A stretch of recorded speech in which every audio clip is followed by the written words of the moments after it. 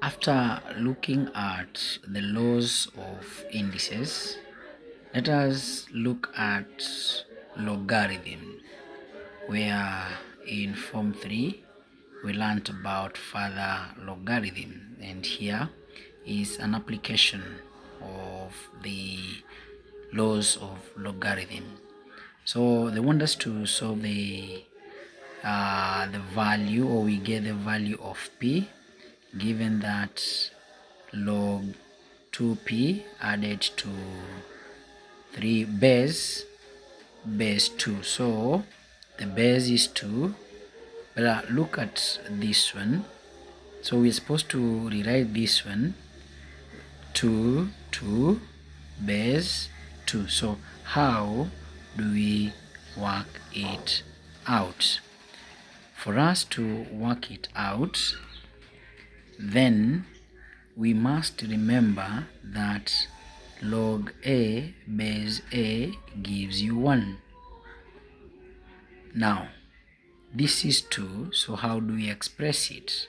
We can say that log a squared base 2, which can be rewritten as 2 log a base a. Of course, this gives you 1. Therefore, at that particular point, we can say that 2 log a base a is the same as 2. So can we write this one? Yes, we can. Base 2, so our a is 2, then our base is also 2. So 2 can be rewritten as 2 log 2 base 2, which means log 2 squared base 2.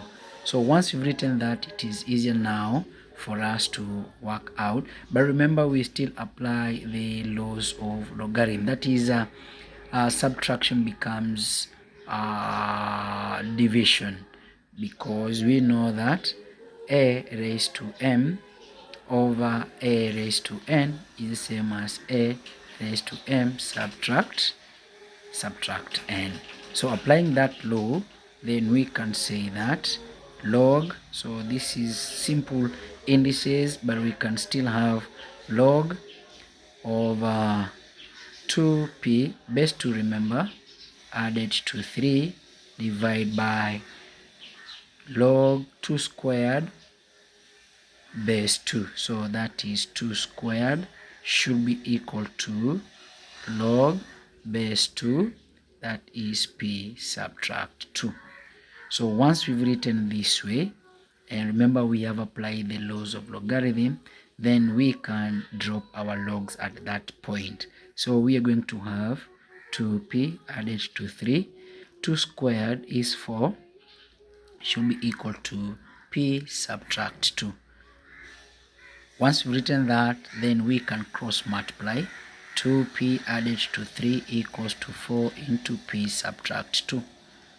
Opening the bracket, we're going to have 2p plus 3 equals to 4p subtract 8. So what are we having? We collect like terms together, which is still okay. So taking 8 to the other side and taking 2p to the other side, we are going to have it as 3 added to 8 should be equal to 4p subtract 2. So at that point, 3 added to 8 will give you 11, and this is 2p, sorry.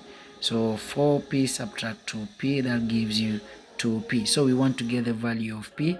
Once we are at this point, then we divide both sides by 2, and we remain with p. So p is 11 over 2. That is what we have as the value of p if we apply the laws of logarithms.